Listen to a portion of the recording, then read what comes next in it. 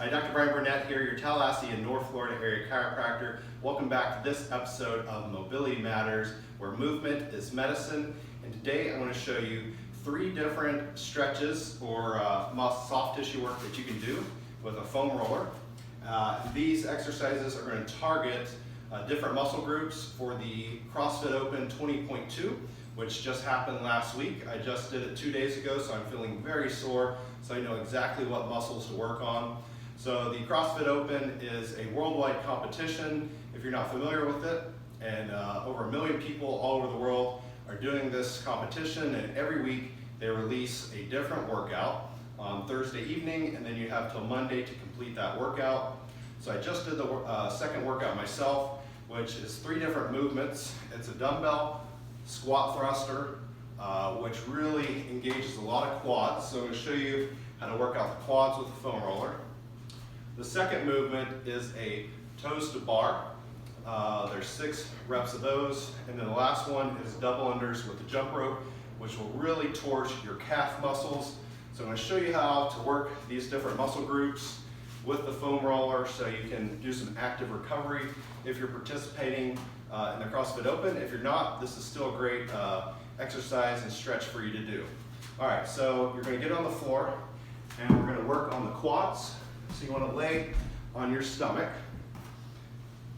and then put your quads right where your hip is on that foam roller, and then put some weight on there, and you're just going to kind of roll back and forth on that foam roller, putting as much weight as you can tolerate on the quadriceps.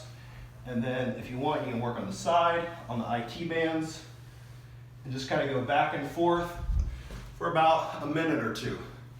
Next muscle group we're going to work is the lats here, because doing a lot of toes to bar really engages those lats. Mine are feeling really sore today.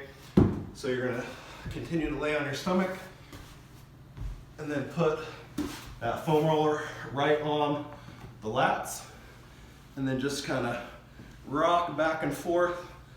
This requires a little bit of coordination and athleticism, but you'll feel those tender areas there where the lats insert on the shoulder. So this is also, if you want to do this before a workout to kind of loosen up those muscles, or you can do it after a workout for some active recovery.